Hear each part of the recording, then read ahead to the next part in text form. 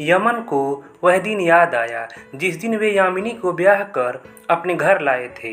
माँ अपनी सारी जिम्मेदारियाँ बहू यामिनी को सौंपकर निश्चिंत हो गई थी। प्यारी सी दिखने वाली यामिनी ने भी खुले दिल से अपनी हर जिम्मेदारी को पूरे मन से स्वीकारा और किसी को भी शिकायत का मौका न दिया। यमन मेडिकल कॉलेज में लेक्चरर के पद पर थे। साथ ही घर में भी एक क्लिनिक खोल रखा था। स्वयं को एक योग्य व नामी डॉक्टर के रूप में स्थापित होने की बड़ी तमन्ना थी। घर की जिम्मेदारियां अकेली यामिनी पर डालकर वे सुबह से रात तक अपने कामों में व्यस्त रहते। नई नवेली पत्नी के साथ वक्त गुजारने की उन्हें फुर्सत ही न थी, या फिर शायद यमन ने ज़रूरत ही न समझी। उन्हें लगता था कि यामिनी को तमाम सुख सुविधा व ऐशो आराम में रखकर वे पति होने का फर्ज बखूबी निभा रहे हैं, जबकि सच तो यह था कि यामिनी की भावनाओं से उन्हें कोई सरोकार न था। यामिनी का मन तो यही चाहता था कि यमन उसके साथ सुकून व प्यार के 2 पल गुजारे। वह तो यह भी सोचती थी कि यमन उसके साथ जितना भी समय बिताएंगे उतने ही पल उसके जीवन के अनमोल पल कहलाएंगे। अपने मन की यह बात वह यमन से कभी नहीं कह पाई। जब कहा तब यमन समझ नहीं पाए, और जब समझे तब तक बहुत देर हो चुकी थी। वक्त के साथ साथ यमन की प्रैक्टिस बढ़ने लगी और उन्होंने एक सर्व सुविधा युक्त नर्सिंग होम खोल लिया। हर कदम पर वह यमन का मौन संबल बनी रही। वह उनके जीवन में एक घने वृक्ष सी शीतल छांव देती रही। यमन की मेहनत रंग लाई। कुछ समय बाद सफलता यमन के कदम चूमने लगी। कुछ ही समय में उनके नर्सिंग होम का काफ़ी नाम हो गया। वहाँ उनकी व्यस्तता इतनी बढ़ गई कि उन्होंने नौकरी छोड़ दी और फिर अपने नर्सिंग होम पर ही ध्यान देने लगे। इस बीच यामिनी ने भी 2 बच्चों को जन्म दिया और वह उनकी परवरिश में ही अपनी खुशी तलाशने लगी। जिंदगी एक बंधे बंधाए ढर्रे पर चल रही थी। यमन के लिए उसका अपना काम था और यामिनी के लिए उसके बच्चे, परिवार। सास ससुर के देहांत और ननद की शादी के बाद यामिनी और भी अकेलापन महसूस करने लगी। बच्चे भी बड़े होकर अपनी पढ़ाई में व्यस्त हो गए थे।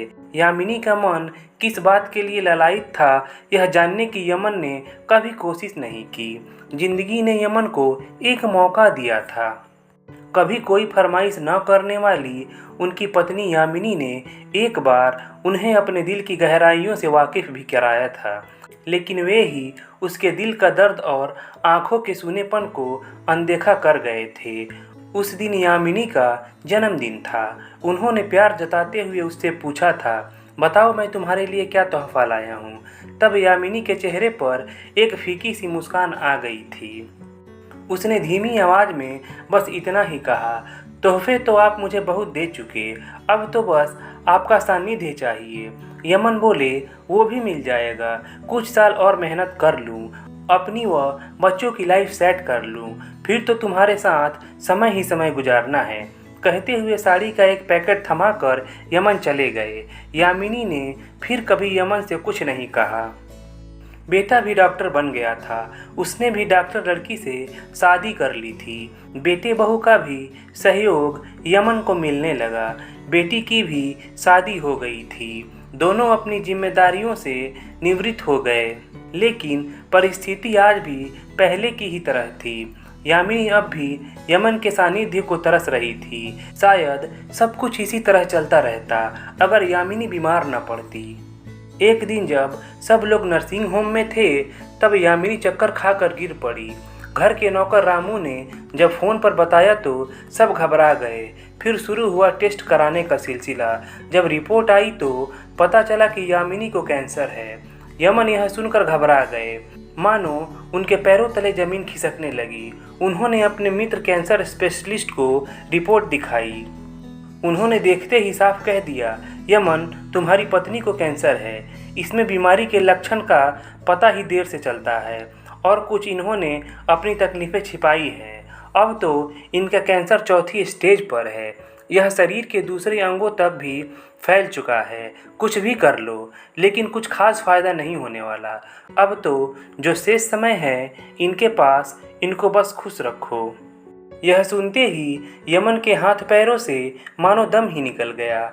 उन्हें यकीन ही नहीं हो रहा था कि यामिनी इतनी जल्दी इस तरह उन्हें दुनिया में अकेला छोड़कर चली जाएगी।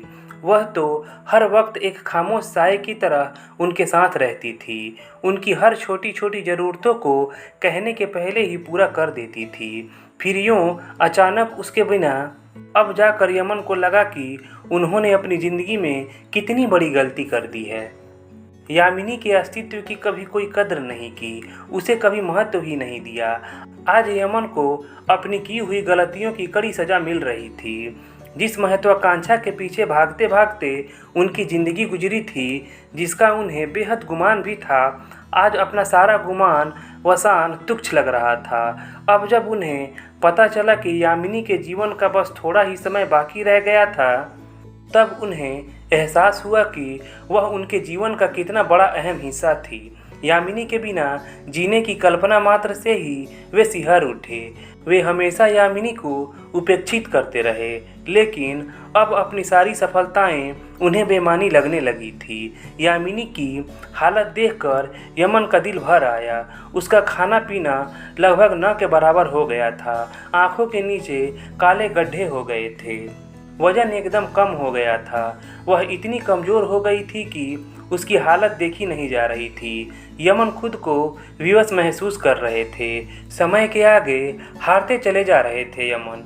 यह कैसी विडंबना थी कि डॉक्टर होकर उन्होंने न जाने कितने मरीजों को स्वस्थ किया था, किंतु खुद अपनी पत्नी के लिए कुछ नहीं कर पा रहे थे। बस धीरे धीरे अपनी जान से भी प्रिय पत्नी यामिनी को मौत की ओर जाते हुए भीगी आंखों से देख रहे थे। काश यमन अपने जीवन के व्यस्त क्षणों में से कुछ पल यामिनी के साथ गुजार लेते। यमन के सानिध्य की तड़प अपने साथ लेकर यामिनी हमेशा के लिए चली गई और यमन को दे गई पश्चाताप का असहनीय दर्द। दोस्तों, अगर कहानी अच्छी लगी हो तो प्लीज़ लाइक कीजिएगा। चैनल को सब्सक्राइब नहीं किया है तो चैनल को सब्सक्राइब कर लीजिएगा। चलिए मिलते हैं अगले कहानी वाले वीडियो में। धन्यवाद।